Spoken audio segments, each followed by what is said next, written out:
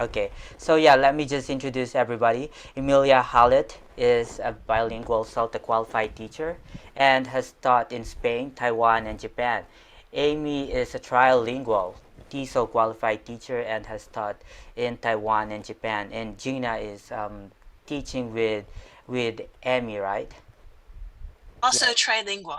Also trilingual. Great. Okay, you could take the floor, all yours. Have fun. Sure, thank you. Okay, good afternoon, everyone. Thank you for coming. So as Ellie just said, we're all teachers at the same school. Actually, we work at different locations, but we have a weekly meeting, OPD meeting, where we discuss different ideas and what things are going well for us, what things aren't going so well. So about a year ago, we started to think about what was really important when teaching young learners, what things we really needed to focus on. And we came to the conclusion that engagement is probably the most important thing when teaching young learners. If our learners aren't engaged, they can't learn anything. So moving forward from that, we started to develop a new program based on a variety of approaches to teach young learners. Thinking about engagement, we thought that maybe choice is one of the key elements of engaging young learners. So I think everyone can understand that we all work well when we have a choice about what we are doing. I think choice is a great intrinsic motivator and can help really motivate learners to enjoy what they're doing. Of course, when we say leaving textbooks behind, we don't want to think that textbooks are bad. That's not what we're saying. But textbooks are written for a purpose, and maybe that purpose doesn't help every student. So moving away from textbooks, we mean incorporating textbooks into a wider curriculum that includes several different approaches. As you probably know, Japanese education is traditionally heavily focused on textbooks. I think their education law, at least until recently, said that textbooks had to be used in every lesson. However, recently things have started to change in Japan, and we want to be ahead of the curve on that. So we want to start introducing skills-based learning. Now, you probably know we are hearing a lot about 21st century skills. Actually, I don't think most of these skills are new. They've been around for a long time. But by 20th century skills, we mean things like collaboration or teamwork, research, critical thinking, problem solving. And we want our students to develop their skills as well as their knowledge. So we want to focus on communication and expressing ourselves. We also want to include some cross-curricular activities. So we feel that we are lucky teaching English. English isn't just an end goal. It can be used in a variety of ways to learn different things. From a business point of view, using a textbook, unless you create it yourself, can't be a unique selling point. There's nothing stopping someone down the road using the same textbook. So we wanted to make a program that can be more unique, that can have more unique elements. Also, I think it's important to note that nowadays in Japan, English level doesn't have a big impact on economic prospects, at least compared to in other Southeast Asian countries. So many students come not only to learn English, but to develop other skills too. So we wanted to create a student-centered skills approach, and engagement is our top priority. We're doing this through introducing several different approaches. The first one is a monthly theme. So every month we have chosen a different topic. This is a content-based topic, not a language-based target. So for example, we've looked at food, animals, the environment. The idea of this is to give students a chance to explore topics that aren't usually focused on in a textbook. Also, we're using a spiral curriculum.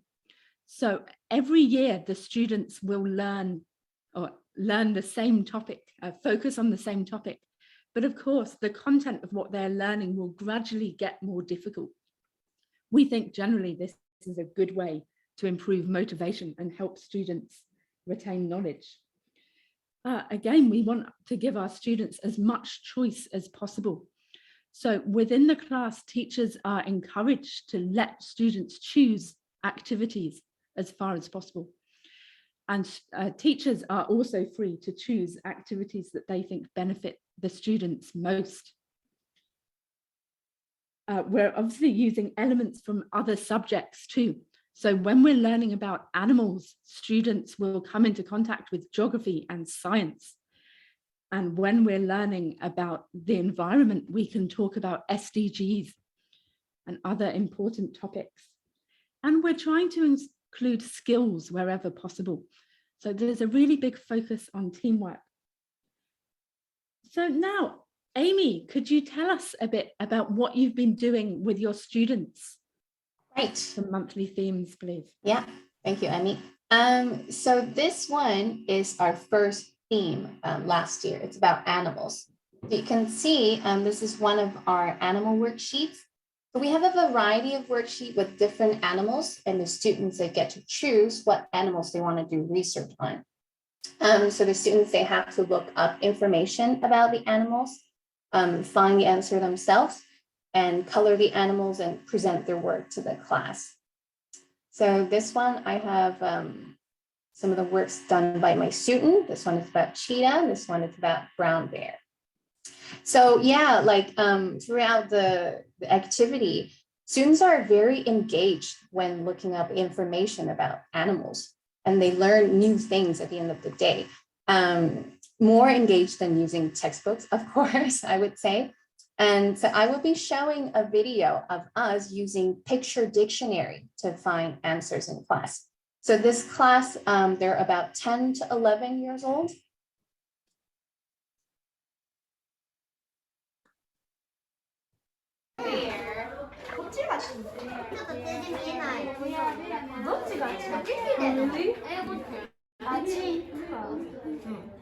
Yeah, there you go. Good job. Very good.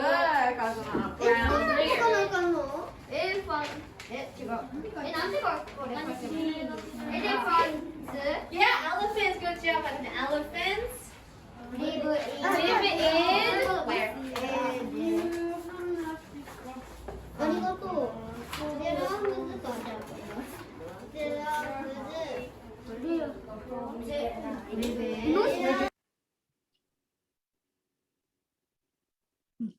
Okay, great.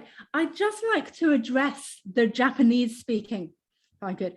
So I know that there are various different ideas about using L1 in class, but we feel that our aim is to increase students' use of English rather than decrease their use of L1.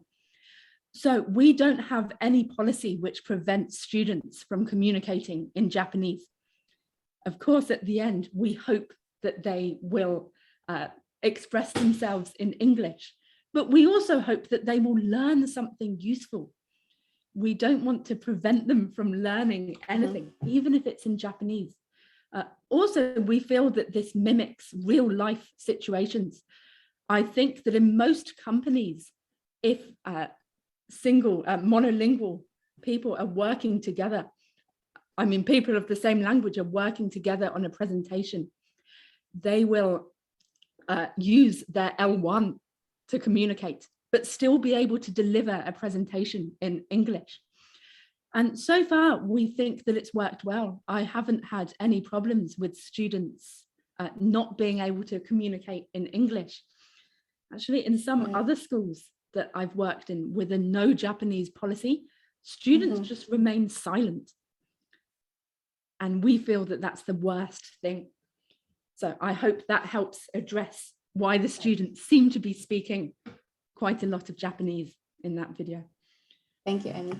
Yeah, and a lot of my students, they brought their worksheet home and they read it to their parents, like they're very proud of their work. So it's totally fine for them to use Japanese in class, look up information. And for activities, we built a zoo together. So the idea was the kids can build zoo however they like. And at the end, they give a zoo tour by using the knowledge and vocabulary they've learned from the worksheet. And next, we also have shopping. Yay. So in this activity, we focus a lot on counting numbers, simple math, asking questions, and creating conversations. So every student, they get to be the store owner at least once. They get to choose what they want to sell and set prices.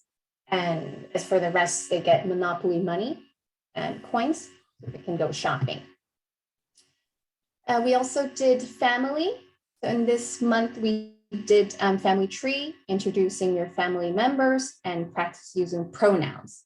So I have a short video of one of my students. She is 7 years old, introducing her family members to her class. This is my mom.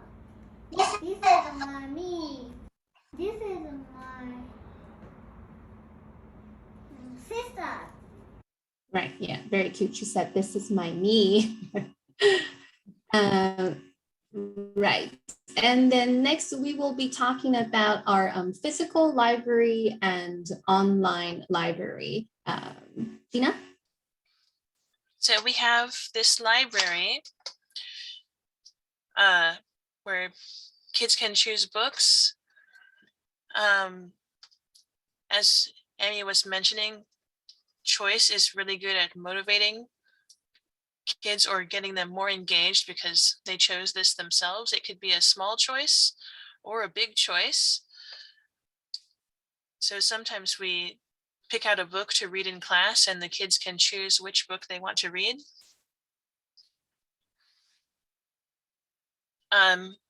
Another thing we have in this physical library is you can lend out books to the kids and they have to sign out the book by writing on this sheet you can see here in the lower right, which is also writing practice.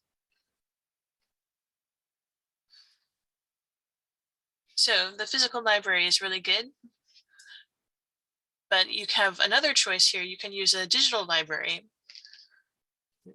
Sometimes I ask the kids if they want to read a paper book or a digital book.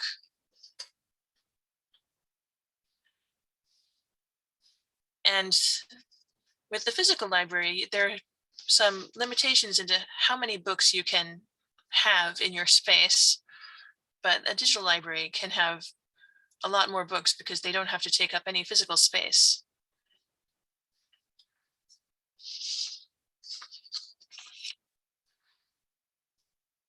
So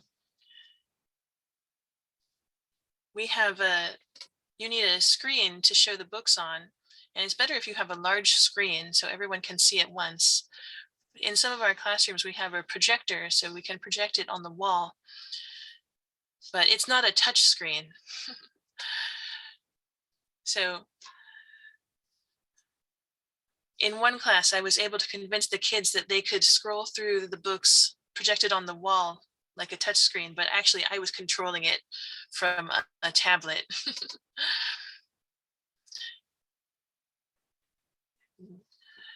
Usually the kids get to choose the book and I can have some input as the teacher, like maybe this book is too easy or that book is too hard for this class right now because we don't want to spend the entire class reading it. Can I show you the library that we use?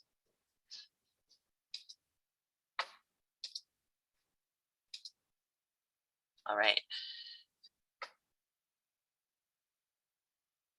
Here's a lot of books. You can Excuse me, see. Gina, I think we're Yes. still seeing Amy's Oh, you're still seeing screen. Amy's? Yeah. Okay, yeah, there you go. All right. So I can scroll through and you can see there's quite a selection of books. You can limit your selection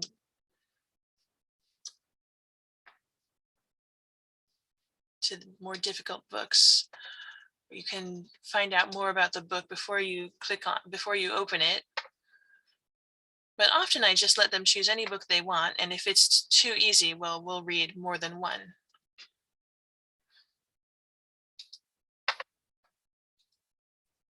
Lizzie and her As mum are you at can- the zoo. There are lots of animals.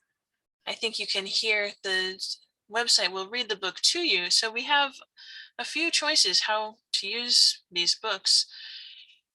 You can turn off the audio and have the kids read it aloud in class. You can read it to them if it's a little bit higher level.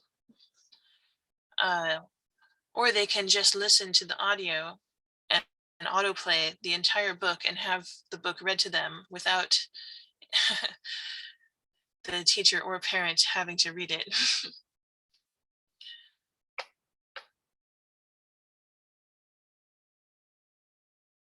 Let's go back to Amy's slide.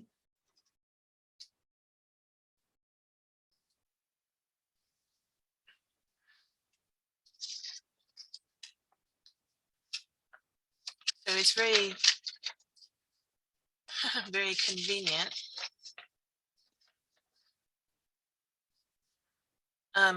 You can also, some advantages of the digital library, it could have features like stats that the teacher can see how many books the kids read, or assigning books for them to read at home. Quizzes or games or other things like that. And we also have some nonfiction books here, which we can use.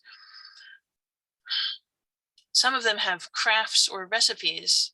And in this case, you can see we did a craft out of one of the books in the library for our spring craft activity. And I think it worked out really well. And kids are pretty excited to read off the big screen. And actually, one of the advantages of projecting onto the whiteboard is you can draw. Sometimes they enjoy tracing the pictures or adding to the pictures. It can be a really good time.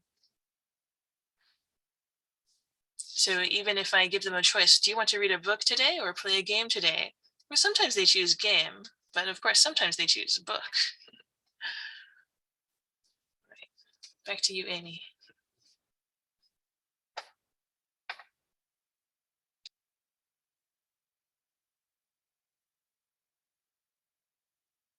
Sorry. Next, we want to talk about class competitions. So another strategy we've started using to increase student engagement in our classes is a class competition. By this, we mean each class is a team and they compete against other classes. This is across the school, so all elementary school students are in the same competition. And the idea is that we want to promote teamwork, working together. So I think it's quite common for teachers to use individual competitions, but we wanted to enforce teamwork in our schools. So the classes are one team. We know this is an extrinsic motivation. We think that's not necessarily a bad thing. So of course, the students want to win the prize at the end of the competition, but actually at this point, they don't know what the prize is.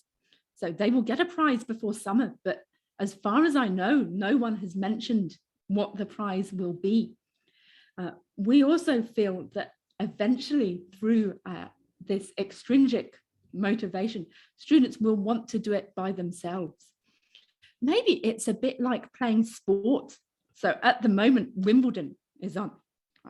We can see both extrinsic and intrinsic motivations. I think a lot of tennis players play tennis because they want to win, they want the prize. But also to be good at tennis, they need motivation from within themselves. As another point about extrinsic motivation, I just add that almost everything we do in life is motivated extrinsically. So as much as I love my job, I work because I get paid. And the same is probably true for our kids. Maybe they want to learn English, but a little bit of support along the way, a bit of a prize is probably a good thing. So for our class competition, we have 3 targets. The first target is we worked well together. This means the class are collaborating together, using teamwork, not fighting and not being mean or unkind to each other. The second target is simply we did it. Basically, this means we finished our work. The teacher has freedom to choose what this means. So this might mean doing a page of the textbook and a phonics worksheet and a bit of monthly theme. It might be all working together on a project. Often I think teachers also include homework in this target. So that's a choice. The third target is we read a book. Again, at our school, we are moving away from phonics books and towards reading. But in order for students to benefit from reading books, we feel that they need to do it often. So again, a little bit of motivation to read a book every week has a really positive effect on their reading level. Of course, in other situations, we could change the targets to meet the student needs. Also the students receive Japanese explanations of the targets. So we are sure that they understand what is expected of them. Amy, could you tell us a little bit about the class competitions, please? Right, yes, thank you. So the next slide I'm going to show you is, these are the logos that all of our students made. So each class, they get to decide their own team name and design a team logo. So they have to work together to make this little token here that represent them as a team. So here we have Team Happy Tree, Team Star, Team Activity, Team Let's Try, Team Good, Team English, Team Fish. And yes, like Emmy said, none of our students know what the prices are, but they definitely want to, move to the top. They want to win this. And a lot of my students, they pretend or they act like they don't really care about this competition. But every week they're constantly checking other teams' progress. So they care. And with my experience is that a lot of my kids, they really stopped fighting and started helping each other because they want to get full points at the end of the lesson. So it's been great personal experience. Gina, what about your class? Oh yes, they really want to get all the points.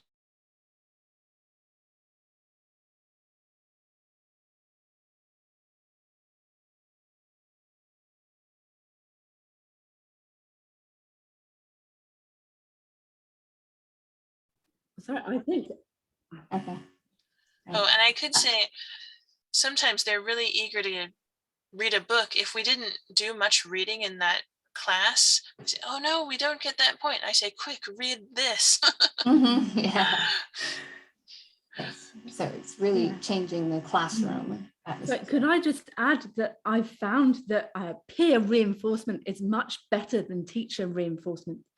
Often when a teacher asks a student to do something, get your book out, come and sit down, it's difficult for them. But when their peers, when their classmates say, come on, let's sit down, they seem much happier, much more enthusiastic to do it. So the class competition also gives other students a motivation to improve the behavior or the engagement of their classmates.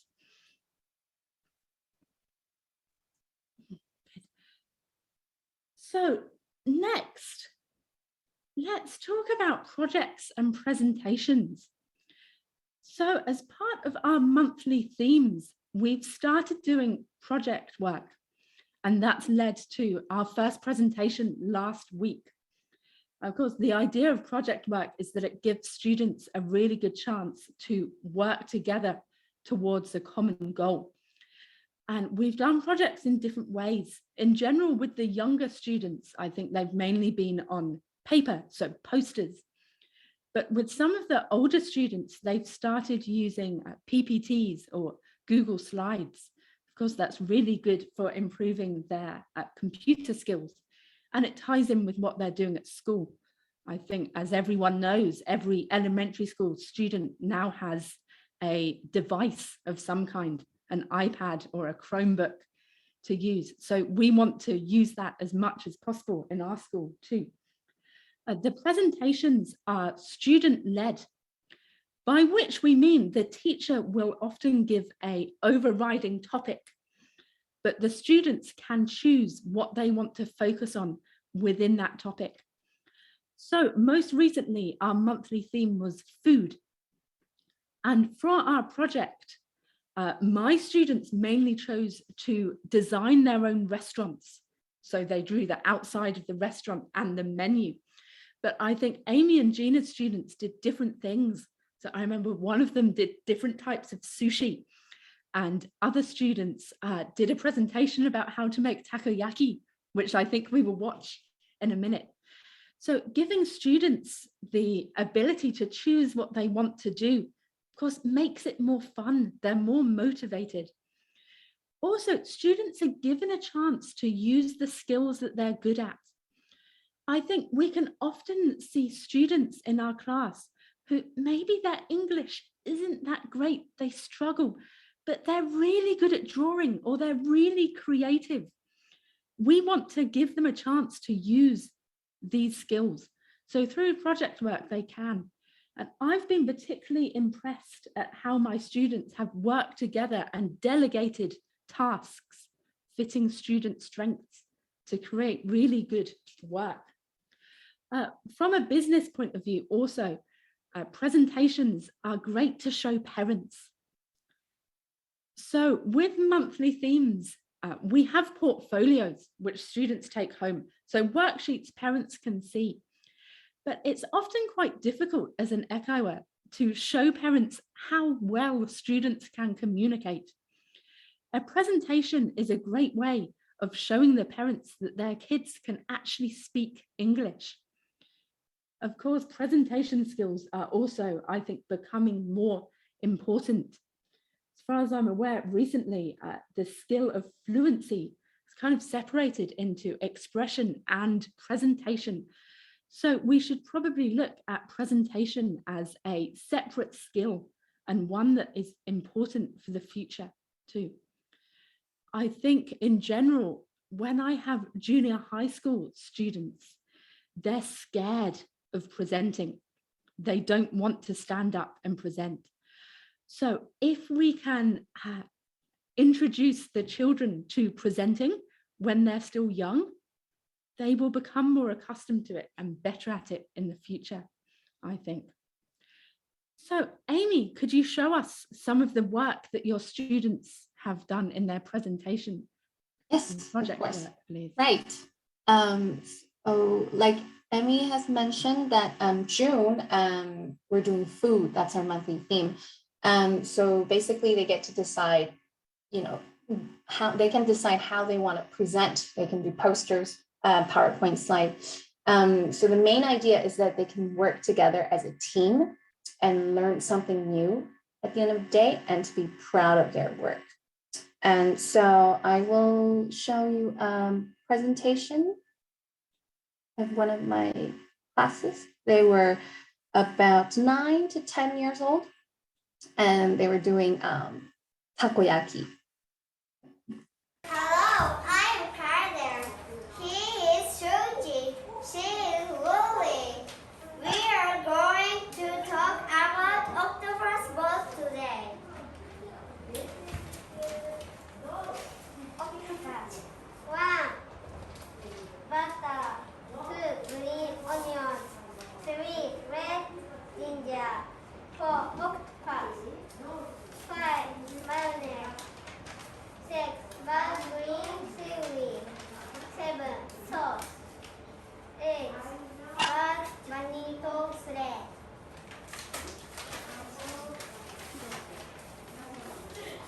How to make octopus ball.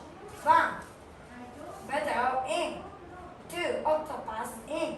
3. Green onion in. 4. Octopus ball in. 5. Move the octopus ball.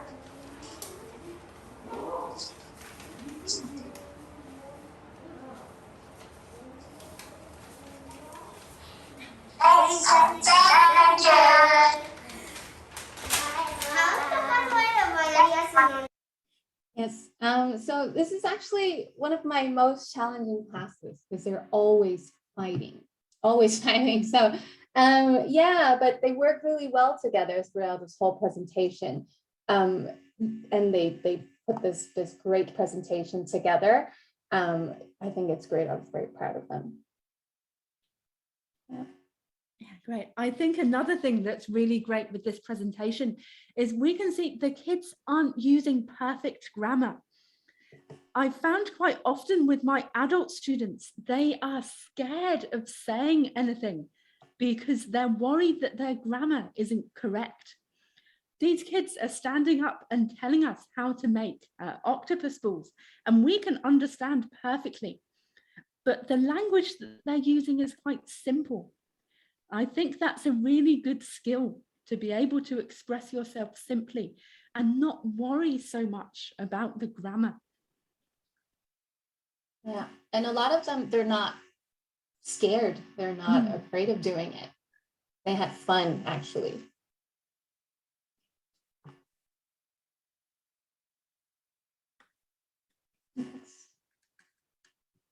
I think that's it.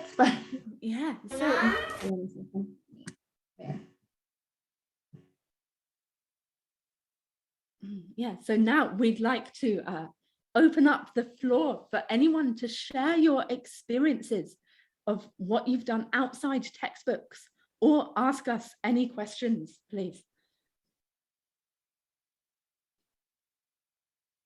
I can see Rene, I hope I'm saying your name right, has asked how many kids per class? And I think the maximum is 6. 6. An average of 4 to 6, I think.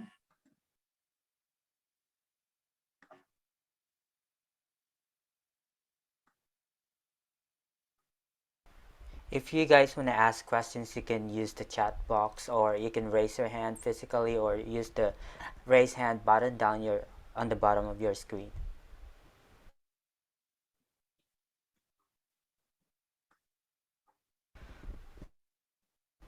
I have a question about the library. You said you can assign books to your students. Can you assign one book to multiple students? Yes, you can assign one book to the whole class, or I think you can choose individual students. I haven't tried that. That's great. That's a very practical way of assigning a book reading activity to everyone. And also in our physical library, students can take books home too, so they have multiple ways of engaging with books. Yes, true. When it's digital, they can all take home the same book. Yeah, that's true. That Rene is asking if it's free or if it's for a subscription fee. I think it's free the first month. Yeah, I think it's subscription, but there's a free trial, so you can try it and see if it works for your students. We can also assign videos on bokoco to some of our younger learners. Yeah.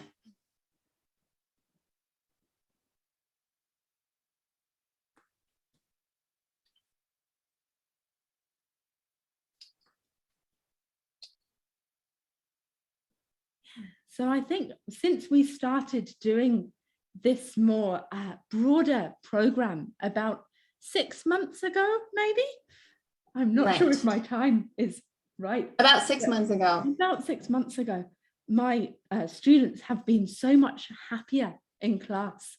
They're really excited. And also they feel freer to express themselves, I think. So they will say, I want to play this, or I don't want to do that, which is great. I feel. Young kids should be able to express themselves. I think there's another question. Yeah, Simon is asking about the portfolio. Could you explain it? So the portfolio is a folder we give to each student in which they can store the work they're doing in class. And this includes phonics worksheets. So we've stopped using phonics books in class, and instead teachers can choose worksheets from a collection of worksheets which they feel most benefit their students. So they go in the portfolio. Also, all worksheets which are connected to monthly themes. So like earlier, we saw the animal worksheets. They would be put in the portfolio. Students take the portfolio home, their parents look at it, and then they bring it back every lesson. The portfolios also belong to the students, so they are free to decorate them. I think some kids have really taken time to make their portfolios look special. Maybe you can see a picture on the first slide. This is a very beautiful portfolio, the top one, definitely. And I can see Amy is on. Yes. Is on the portfolio. Right. So I think it also creates a sense of pride in their work. This is my work. Amy or Gina, do you want to add anything about portfolios? I think the idea of a portfolio is to show they've created something. So we do a lot of different activities, and they don't always result in a physical paper we can add to the portfolio, but a lot of them do. And try and showcase their creativity and include English. Yeah, so I've also, yeah. Oh, sorry, Amy. Sorry. A lot of time my kids will pull out their portfolio and ask, can we do this again? Can we do that again? Yeah, they're proud of it. Yeah, I was just going to add that I've also included photos of project work we've been doing in the portfolio. So parents can see a photo of the finished poster and how the kids were working on it. So that helps a bit with keeping parents involved in the learning process.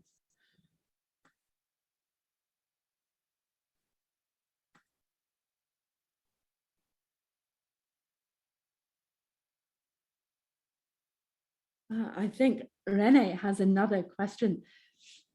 So we're part of a franchise of schools, and I work at a different branch or a different franchise to Amy and Gina. Amy and Gina are the only native English teachers at their school, but we work together through online OPD meetings every week to develop strategies that we share across the schools.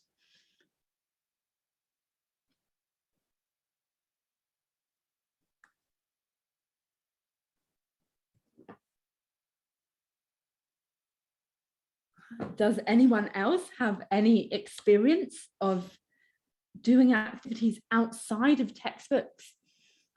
Or how do you feel about textbooks? Do you like them? Do you often use textbooks? I also use textbooks, and I also use portfolios. I think it's really a great way to tell the students that they can do this. They can come up with something like this in English, and it also gives the teacher the idea of how far their students could do something in English, right? Good. Josephine is asking about what we usually do for our monthly themes, and she says, any ideas for kids from 3 years to 5 years? So what we've been talking about today is elementary school kids, so 6 years to 12 years old. But I think that you could also use monthly themes for younger kids. Of course, you just need the work to be easier. So some of our monthly themes so far have been food, animals, numbers and shapes, so kind of numeracy, the environment. Anything else? Amy, Gina? One was family, we saw. Yeah, family or yeah. And the environment can be like the earth or nature or things around you, like your school, your house, your neighborhood. At the months when we were doing shopping, I also did it with my younger learners from 3 to 5, just, easy counting. This is $5 and you have to give me 5 coins. So you can completely do that. You can probably do that. Yeah. Yeah, great. Yeah, so I think most activities here, although aimed at elementary school kids, can be adapted for kindergarten or junior high kids quite easily.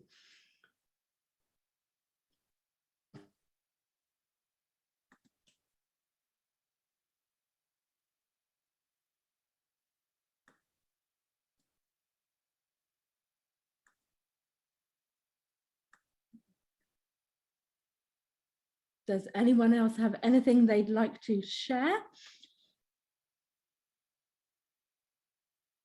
Thanks. Rana has given us some good themes. So bugs. Seasons. Seeds. Yeah, a great idea in summer. Yeah, so I think it's a good idea to try and pick monthly themes that go a bit with the seasons.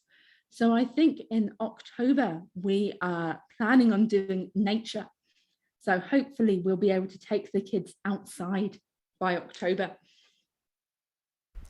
I'd like to say that spiraling your curriculum sounds really good, and my question is, how do you go with the spiraling? Like I know you introduced the same topics a couple of times in elementary school.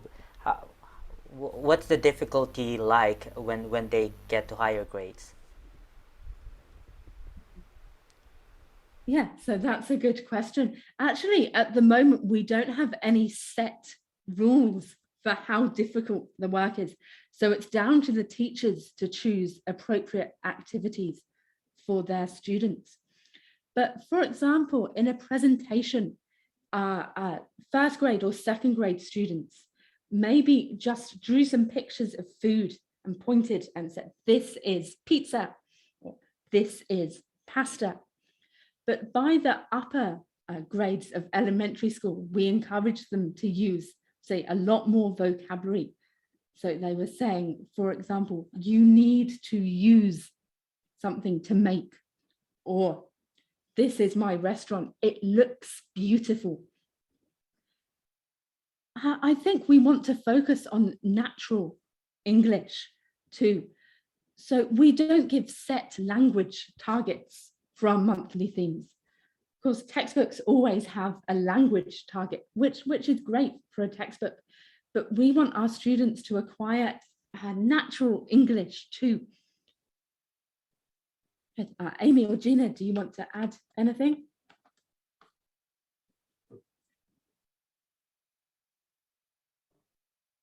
And so with all the activities that we did, we want them to use the conversation naturally, right? Instead of, just reading the textbook or using the set language. We want them to create conversations and ask questions by themselves.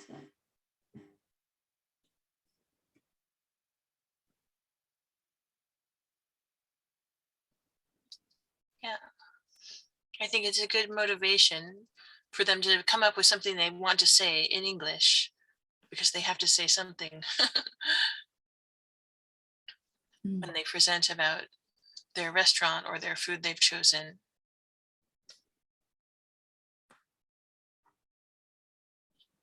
It's not just a fill in the blanks exercise from the textbook. It can be as simple as that, but it's more personal.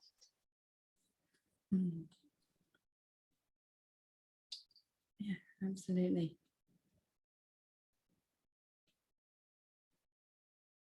I'm quite pleased to see through looking at the comments that actually most people here don't use textbooks so much. So that's a relief for us.